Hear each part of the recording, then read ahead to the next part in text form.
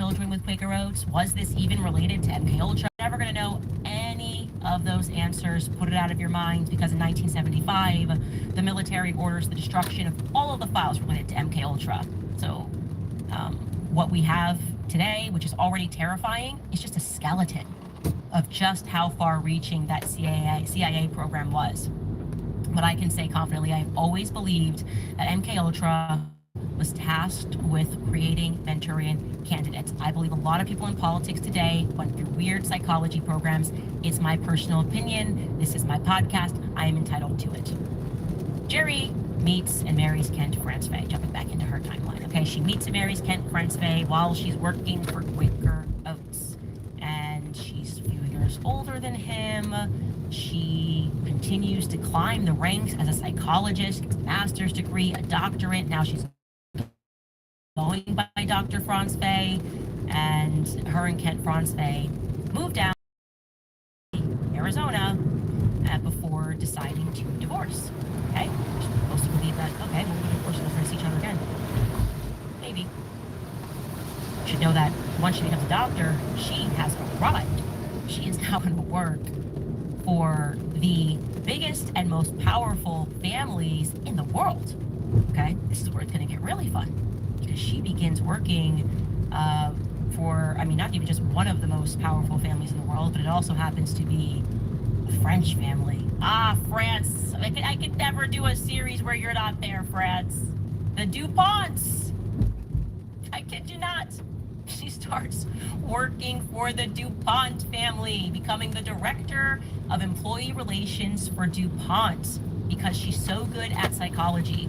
She gets into organizational psychology. She is tasked effectively, I would say, with finding the psychopaths that should head up the corporations that are run by the elite bloodlines. She goes into partnership working for the DuPonts. Now, in case you forgot, they're also just mass poisoning people. That's what they've done for a very long time. If the lawsuits are telling us anything about, they have innumerable lawsuits related to them poisoning the population, giving people cancer. Jerry's apparently a good fit.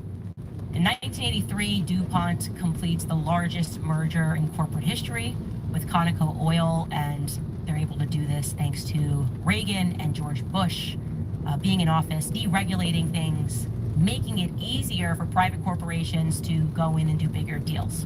Of course, we know DuPont then moves those headquarters to Wilmington, Delaware. I just loved looking into her and just seeing that she's the DuPont woman, because I like to pause and reflect on past episodes when I don't know why everybody's freaking out about things, and I just like to consider how terrified they must have been when I'm looking into the Charlie Egyptian plains, and I'm like, what's going on in Wilmington, Delaware? And I instantly hit the DuPont family. And then Erica's out there nervously at AmFest cracking like not funny jokes about Egyptian planes. Like, no, nobody from Egyptian planes are here. Tell you something, her jokes are going to become less and less funny as we get deeper into this series. Back to Dr. Jerry. She is then somehow awarded an entire research center, at Radford University in 1983. A gender clinic, of all things. She's a feminist, and she's awarded a gender clinic. And they begin giving lessons to the military. My question is on what? Gender? Why do we need a research facility? Oh, I know why. The reason... So you need to understand how the world works. The reason why companies might be interested in having people that will come up with BS research for them is because government and corporations have to produce completely fictitious academic reports and studies to justify the psychopathic things that they're doing to us worldwide. Okay, you got to have the experts. You got to have the psychopathic experts that will produce the reports so that people in power can just unilaterally force things across the population, like the COVID vaccine. Oh, well, Dr. So-and-so, oh, Dr. Francevey maybe says that if you don't get the vaccine, it's because you're a psychopath. If you don't line up and get the shot, it's because you're crazy and she's an expert. That sort of a thing, just giving you an example. She wasn't involved with the COVID thing, to my knowledge, but that's the purpose, right? And Dr. Jerry Francevey becomes that sort of an expert with ties to the most powerful families in America and France. She also, by the way, happens to be a total and complete fraud. I am confident that Jerry Francevey is a fraud. Okay? Fraud. Capital F, fraud. How do I know? Look no further than this report that came out of Radford University that Jerry Franzway produces pertaining to Native Americans, the Appalachian Mountain. I'm just going to show you the cover of this report really quickly. So it says that who's putting together this report? The Center for Gender Studies, and it lists 5 names: Marjorie Wayland, George Bourne, Richard Castor, Susan Friedman, Jerry Franzway. Well, not what she doesn't communicate in this report is that that's her family. Marjorie Wayland is her mom. Richard Castor is her nephew, her sister's son. This is why they just get married so much, because, and I didn't even look into the other two. I just couldn't, once I realized that the 2 of these people were her family and they're going to produce a report, I just went, oh, she's like a whole fraud. Just effectively Mormon Mafia, right? Mormon Mafia. I guess we can go into LDS Mafia. Feminism or something. Go right onto the reservation. These women want to be free. Something like that. But I want you to see that into your mind. Mormons conducting research. Students conducting research. Again, this is a background episode, but that's going to become very relevant as we examine Erica Kirk's ties to Eastern Europe. As Jerry Franzway gets involved in Eastern Europe, especially in Eastern Europe.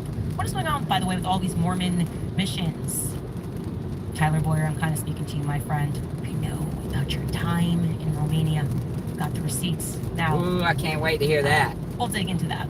But the reason that I wanted to give you the background of Jerry Franzway is because after this, heading into the 90s, the next thing she does in life is she gets involved with charter schools. She gets into the charter school business, particularly helping them to develop psychological methods with students. Yeah, you know where this is going. Dr. Jerry Franzway is going to be the person that helps develop the Tesseract way. Tesseract schools. For the real? School that Erica went to that is exceedingly problematic. And I'm going to tell you a little bit more about that after a quick break. All right, you guys, you may have seen the conversations happening online lately. Censorship is obviously back and it's happening everywhere. Platforms are controlling narratives and pushing the stuff that they want us to see. We absolutely have to fight back. Rumble is the only company that has stood the test of time, and they totally deserve our support. My show is on there, and they were the only place to have my back when YouTube demonetized me. On one side is challenging big tech censorship, but now on the other side, they've also introduced something that will give us protection from the big banks shutting us out as well. Banks can cancel our accounts and they can freeze our cards, so that's why they are launching Rumble Wallet, a wallet that no one can cancel. The Rumble Wallet, you control your money, not a bank, not a government, not a tech company, not even Rumble can touch it. It's yours, only yours. It's not only a wallet to buy and save, but it also allows you to support your favorite creators by easily tipping them with a click of a button. There will be no fees when you tip my channel or others, and we actually receive the tip instantly, unlike other